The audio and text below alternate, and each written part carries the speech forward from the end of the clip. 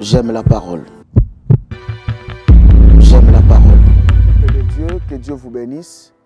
Nous voici dans notre émission J'aime la parole. Nous allons prier.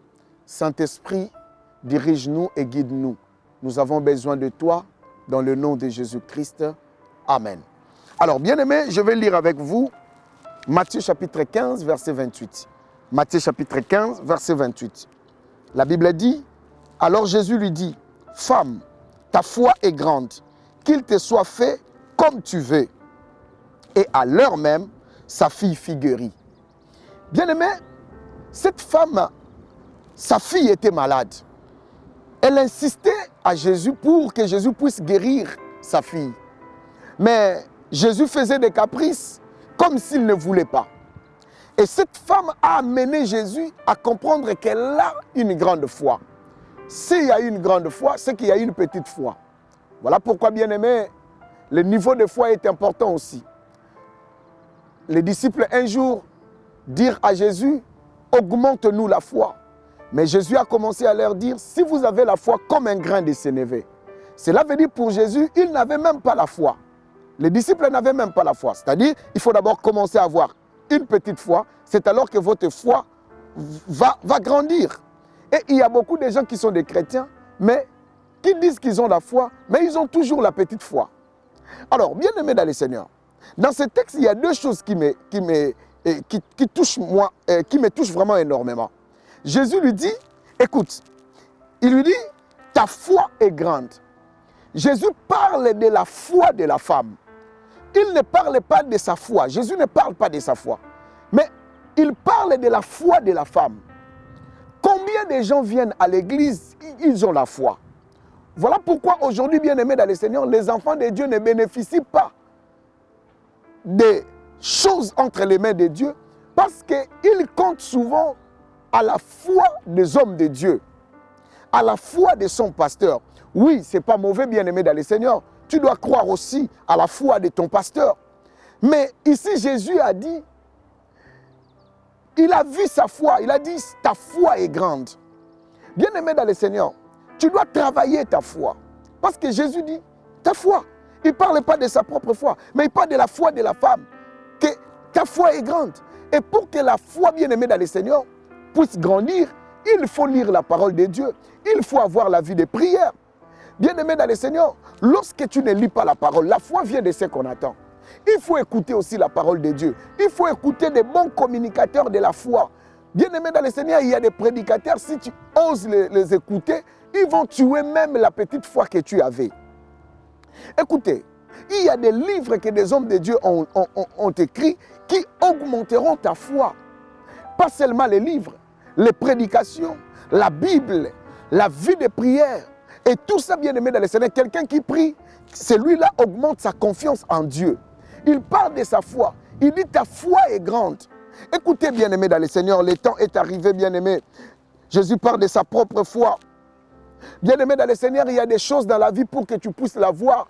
Tu ne dépendras pas de la foi de ton pasteur. Tu ne dépendras pas de la foi de ceux qui t'entourent. Mais tu dois te dépendre de ta foi.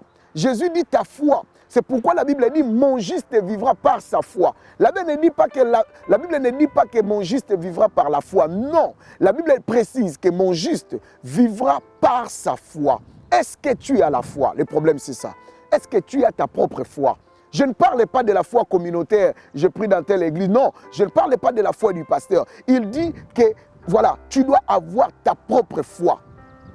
Est-ce que tu as ta propre foi? Ou ta foi, bien-aimée dans le Seigneur, c'est tu le mets dans la vie des autres. Tu poses ta foi chez ton pasteur. Or qu'il y a des choses, bien-aimées dans le Seigneur, pour l'obtenir, ça dépend de la foi, pas la foi des autres, mais ta foi, ta propre. Jésus lui dit, ta foi est grande. Il faut arriver à un moment où ta propre foi agisse. Vous savez, bien-aimé, je suis pasteur. Il y a des situations où, bien-aimé, il y a des moments où il y a des enfants qui viennent avec leurs problèmes. Il y a même des problèmes où l'enfant est plus convaincu. Il vient, il te dit la chose. Tu sens déjà que l'enfant a la foi. Lui-même qui vient te poser un problème, tu le sens parler, tu sens qu'il a la foi. Et ça te motive encore davantage. Et il y a les bons résultats. Mais souvent, bien aimé, même quand ton pasteur pose sa foi et toi-même tu n'as pas la foi, tu peux rater les miracles. Il y a des choses où tu tu l'obtiendras seulement lorsque toi-même, ta foi même agira. Et deuxième chose, Jésus dit pour cette femme, il lui dit, ta foi est grande, qu'il te soit fait comme tu veux. Jésus parle du vouloir. Bien-aimé dans le Seigneur, il dit vouloir. Ce sont ces deux choses, bien-aimé, qui déclenchent le miracle. Bien-aimé, tu peux avoir la foi, mais est-ce que tu veux vraiment prendre? Il y a des gens bien-aimés dans le Seigneur, ils se disent, bon voilà, j'ai la foi, mais comme l'âge avant, je vais seulement prendre cet homme, même si je ne l'aime pas. Non, tu ne veux pas. Alors pourquoi tu veux engager ta foi? Parce que tu veux prendre la chose que tu ne veux pas. Jésus lui dit, ta foi est grande et qu'il te soit fait selon comme tu veux, qu'il te soit fait comme tu veux. Alors qu'est-ce que tu veux, mon frère? Qu'est-ce que tu veux, ma soeur? Bon, j'ai la foi, mais bon, je vais seulement travailler dans ces trucs, même si je ne l'aime pas. Non, non, non, non. Il faut que ton vouloir, c'est des choses. Tu dois avoir la foi et tu dois avoir le désir, le vouloir. Bien-aimé dans le Seigneur, il y a même des gens qui disent que le vouloir, c'est le pouvoir. Or, bien-aimé dans le Seigneur, si le monde peut dire que le vouloir, c'est le pouvoir, et si tu engages ta foi, j'ai la foi et je vais prendre telle chose, tu l'obtiendras, tu le prendras. Bien-aimé dans le Seigneur, il y a deux choses qui déclenchent le miracle. Qui a déclenché le miracle dans la vie de cette femme pour la guérison de sa fille?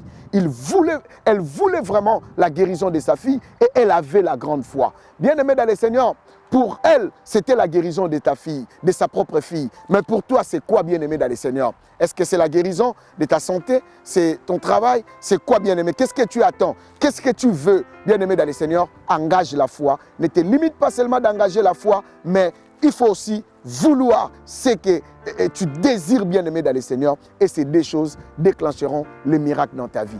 Que Dieu vous bénisse, bien-aimé dans le Seigneur. À la prochaine émission. Seigneur, augmente notre foi. Nous avons besoin de toi et manifeste ta main. Seigneur, aide-nous à grandir notre foi et aide-nous, Seigneur éternel, notre Dieu, à utiliser aussi le vouloir, Seigneur, pour obtenir ce que tu veux de nous. Au nom de Jésus, j'ai ainsi prié. Amen. Que Dieu vous bénisse. À la prochaine.